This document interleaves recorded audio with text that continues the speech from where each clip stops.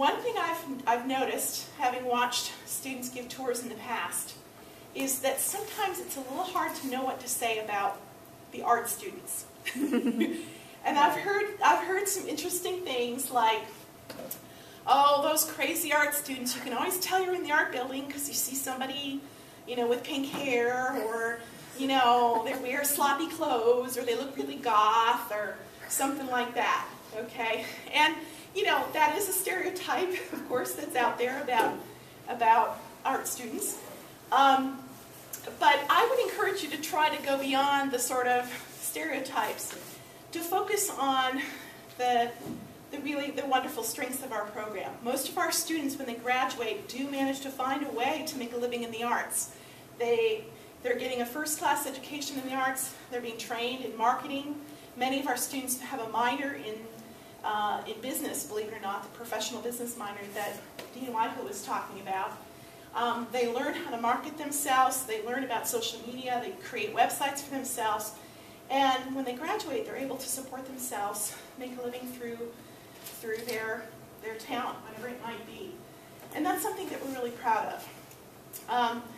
Another thing you'll hear a lot of tour givers say is, well, my roommate's an art major and she practically sleeps over here. You know, she sleeps in the studio all night long, you know, or she works here all the time. She lives here.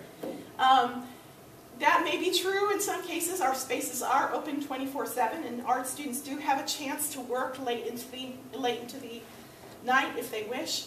But that's not always a positive image to promote, because it makes it sound like the students are,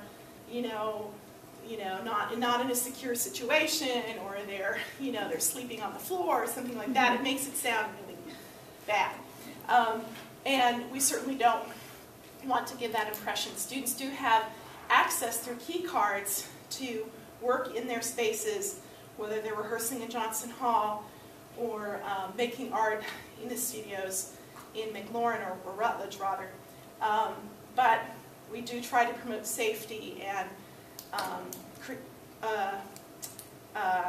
offer a safe environment to our students to work in, so they're not, hopefully not, working too late or working in situations that are not secure. So whenever possible, try to promote a positive stereotype about our art students, because we want parents to be reassured that it's a safe environment, and we want our students to feel like it's a positive experience as well. Any other questions? Yes? You talked about like the portfolio reviews and auditions and stuff, but for someone who may not have been as involved in the arts in previous years, like in high school or beyond that, are there programs that are more geared towards them, like beginner programs that kind of start from the basics? In the visual arts, a little bit, but not a whole lot. Not a whole lot. We do have a few students who come in who have pretty minimal backgrounds, and they start at the beginning level. They take drawing 1, they take 2D 1, they take all the basic sort of visual arts classes, and depending upon their willingness to work hard and possible experiences that they may have had in high school, they may or may not be able to be successful. The classes are pretty tough, and oftentimes they'll be in a class with students who've already who've been taking art classes for years, and that can sometimes be a little discouraging. But we have had examples of students who've come in with very little background and have managed to succeed. So a lot of it is the personal drive of the person, their discipline, their willingness to work hard, etc., and their natural talent. If they happen to have natural talent, that can really help. I would say that art classes are not for students who want to dabble in the arts. If you want, I think I want to take a painting class, that sounds like so much fun, I would say probably not. First of all, you can't even take a painting class without having had drawing first, for example. So there's, there are prerequisites, etc. So that being said, however, there are classes for non-majors. There's photography for non-majors. There's jewelry making for non-metals. There's for non-majors. There's ceramics, graphic design.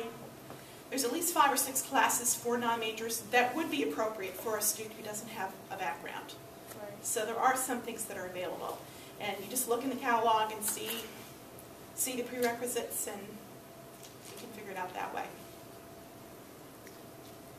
Any other questions? Yes? I have another question. Sure. What is, like, for the program or the department, what is, like, the overall, like, employment rate after college? Like, after It depends a lot on the major. In our degrees, for example, in graphic design and interior design, those are pre-professional degrees, or they're really professional degrees. And in fact, in the interior design program, because it's a certified program and it's the only program in the state that's certified by CIDA, which is the Council on Interior Design Education, a student who graduates with that degree will be qualified to become certified as an interior design. And certification is the thing that everybody wants. Programs like that require internships. So all of our students in design, whether it's graphic design or interior design, are interning with companies their senior year. And in most cases, those internships lead to the first job. In the data that we've been able to collect, the department chair, Chad Resbach, has been able to collect a lot of data on our graduating seniors. And in some cases, the job rate is between 80 and 90% upon graduation, which is pretty darn good, that you're being able to get a job in that field. We have, just like Dean Wack was talking about in the College of Business Administration, we have employers that come to us that ask us, do you have any students who can intern for us this semester? There are businesses that we've worked with in the past, that we have relationships with, that have had very good experiences with Winthrop students in the past. So they come back to us and ask us for more suggestions of students. So that's one really great thing. Now, in the music department, a lot of our music graduates go on to teaching, working in the schools, whether it's being a band director or a choral director, something like that. So education is sort of the biggest area in music, although we do have a number of students that also become professional musicians. Perhaps they play in local symphonies or orchestras or what have you. We do, in the visual arts, our students kind of do a range of different things. Many of them become art educators. Many of them, find ways to make a living through their art. The percentage is probably not as high as in some of the other disciplines. But we have really shifted our focus in recent years to providing skills in how to market yourself as an artist, how to create a website, how to promote yourself through social media, et cetera, et cetera. And that seems to really be paying off in terms of what our graduates are doing. A lot of our students go on to graduate programs as well. That's always a big question you're going to get from the parents. My son or daughter wants to major in art. What kind of a job is he or she going to get? That's a very big question, okay?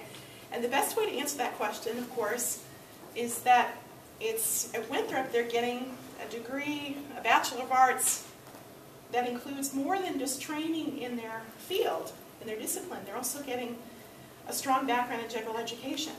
So they're learning how to write. They're learning how to do critical thinking. They're learning how to solve problems. They're learning all these great skills that are going to help them be successful in whatever field they choose in the future. So that's a good way to talk about it. You get that question. It's a little tricky. Any other questions? Well, thank you all for your attention, and thank you for doing this. This is an important service that you're providing to